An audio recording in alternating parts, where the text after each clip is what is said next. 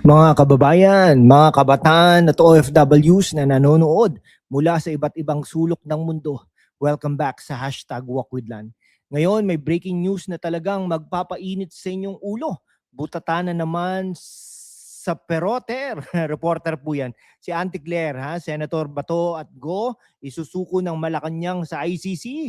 Ano ba ito? Isang malaking betrayal sa mga bayani ng bayan o sadyang political witch hunt? Susuriin natin ito ng critical, witty at puno ng facts. Huwag kang aalis, silang mga minutong na pure enlightenment ahead. Hit that like button and subscribe muna. Okay let's dive in. Para sa mga bagong nanonood, especially kayong mga young voters at OFWs na busy sa trabaho abroad pero concerned pa rin sa Pilipinas. Ang issue ay tungkol sa International Criminal Court o ICC. Last week, February 14, 2026, ironically on Valentine's Day, inilabas ng ICC Office of the Prosecutor ang listahan ng co-perpetrators sa alleged crimes against humanity during the Duterte drug war. Sino-sino? Sina Senators Ronald Bato de la Rosa, dating PNP Chief at Christopher Bongo, ang loyal aide ni Digong, at sino pa? Former Justice Secretary Vitaliano Aguirre II at iba pa. Fact, ito ay mula sa lesser redacted document ng ICC prosecutors. Pero ang mas nakakagulat, ang tugon ng Malacanang. Si Palace Press Officer Claire Castro na tinatawag nating Auntie Claire sa islang para sa kanyang anti-like lectures ay nagsabi sa press briefing, why will they evade the arrest warrant? Are they hiding something? At idinagdag pa, they should face the matter and be courageous. Wow parang sinasabi niyang guilty na agad.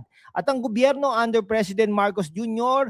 ay handang mag-cooperate sa Interpol para arestuhin at isuko sila katulad ng nangyari kay Duterte last March 2025. Fact check, ayon sa PNA at inquiry reports, De La Rosa ay absent sa Senate since November 2025 at reportedly hiding in Davao. Parang telenovela ito Malacanang turning against its former allies. Para sa akin, it's a classic case of political amnesia. Nakalimutan na ang unit team. Today, we will criticize Claire Castro for hasty judgments, Malacanang for betraying sovereignty, and ICC for neo-colonial meddling. But we will favor Bato and Go as true patriots. Stay tuned, mga kaibigan. Mga kabataan at overseas Filipino workers, let's get intellectual. Ano ba talaga ang ICC? Established in 2002 under the Rome Statute, it's supposed to prosecute crimes against humanity kapag hindi kaya ng local courts. Per fact, the Philippines withdrew from ICC in 2019 under Duterte. So bakit pa sila nakikialam? Critical point sovereignty issue. Ayon sa Supreme Court rulings, we can handle our own cases.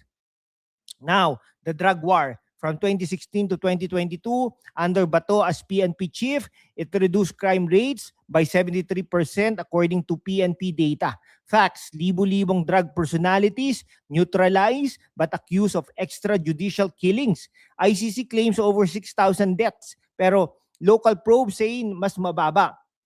Parang sinasabi ng ICC, we are the big brother watching you, pero bakit hindi nila pinupuna ang US drone strikes or China's South China Sea aggression? Selective justice. Okay, si Senator Bato, dating pulis na nag-clean up ng streets, his Oplan double barrel, save countless youth from drugs. Bongo, the Mr. Malasakit who built 158 malasakit centers helping millions of poor Filipinos. They are not criminals, they are reformers. Time for some hard-hitting critic. ICC as a tool of Western imperialism. Fact, 80% of ICC cases are against African leaders. Bakit wala ang Bush for Iraq war o Putin for Ukraine? Wait they indicted him, but enforcement selective. In Philippine context, it's violating our withdrawal. Ayon sa UN Charter, states have sovereignty.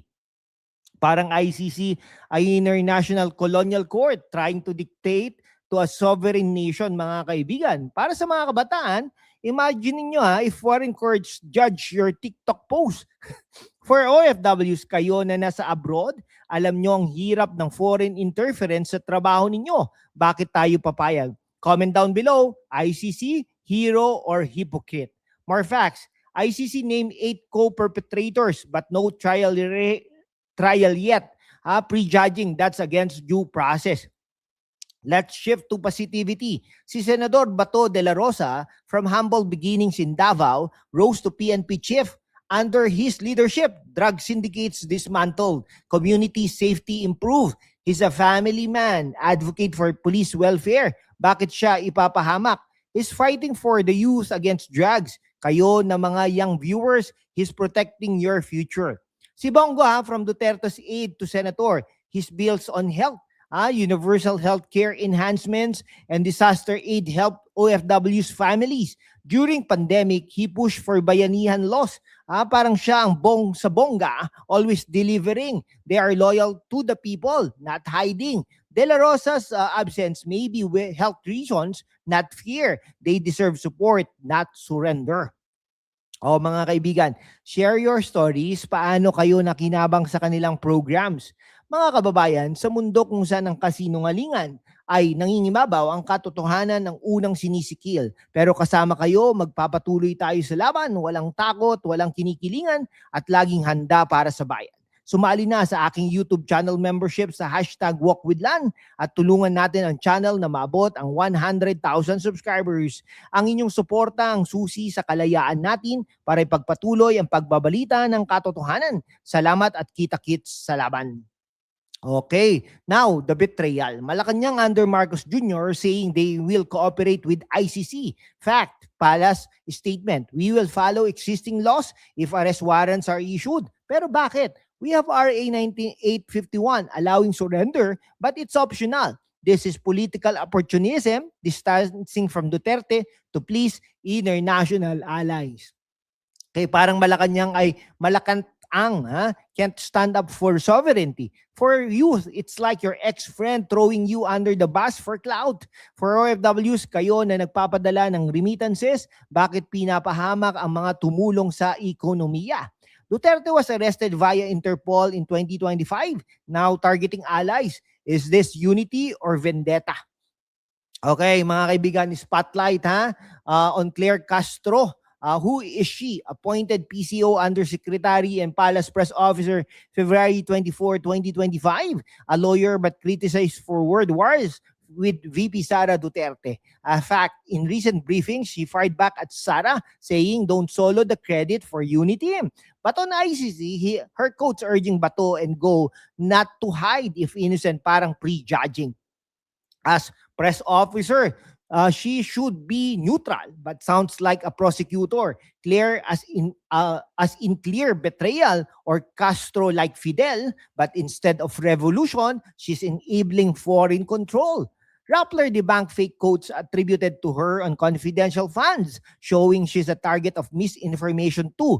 But her real statements on ICC are hasty. For youth, she's like the tita na judgmental the Zoom calls. For OFWs, her briefings affect international perception, harming Philippine image. Bakit siya nagmamadali? Political loyalty to Marcos. Anong epekto? This could divide the Senate. Caucus planned per Instagram reports.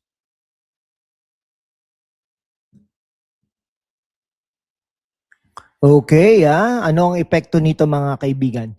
This could divide the Senate. Caucus planned per Instagram reports. Para sa mga kabataan, it teaches sovereignty. Vote wisely in 2028. Let us all vote for Vice President Sara Zimmerman Duterte. For OFWs, affects remittances if politics unstable.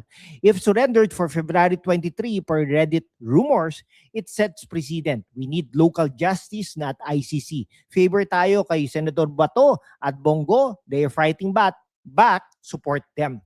To sum it up, ICC meddling, Malacanang betraying, Claire Castro lecturing, but Bato and Go are heroes. Mga bayani po sila.